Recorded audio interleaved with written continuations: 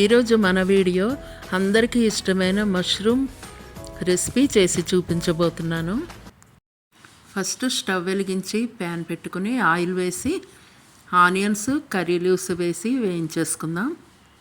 ఇప్పుడు చిన్న మిక్సీ జార్లో జింజర్, గార్లిక్, జీరా, టొమాటో, గ్రీన్ చిల్లీ చక్కగా పేస్ట్ చేసేసుకుందాం.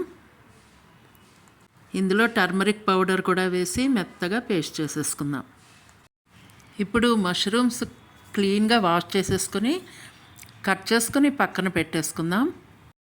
మష్రూమ్స్ ఎప్పుడు సాల్ట్ వాటర్లో వాష్ చేసుకోవాలి.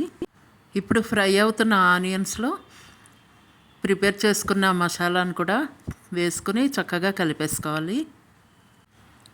మష్రూమ్ కూడా వేసుకొని బాగా కలిపేసుకుందాము. వెజిటేరియన్స్కి ఎంతో ఇష్టమైన మష్రూమ్ పూరి, చపాతీ, రైస్లోకి తీసుకుంటే చాలా బాగుంటుంది. ఆల్రెడీ పసుపు మసాలాలో వేసాం కాబట్టి ఇప్పుడు సాల్ట్, కారం వేసి బాగా మగ్గించేసుకుందాము. నా రెసిపీస్ మీకు నచ్చితే మీ ఫ్రెండ్స్కి షేర్ చేయండి. మీకు తెలిసిన మష్రూమ్ ఐడియాస్ ఏమైనా ఉంటే నాకు కామెంట్ చేయండి. వీడియో చివరి వరకు చూడండి. నా వీడియోస్ మీకు నచ్చినట్లయితే సబ్స్క్రైబ్ చేసుకోవడం మర్చిపోకండి.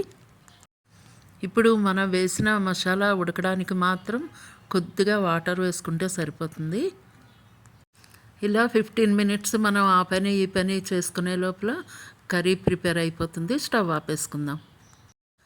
అయితే ఈరోజు మనం ప్రిపేర్ చేసిన మష్రూమ్ మసాలా కర్రీని పూరీతో మా కజిన్ మార్క్ ప్రమోద్ చూడండి తిని ఎంత బాగా ఎంజాయ్ చేస్తున్నాడో.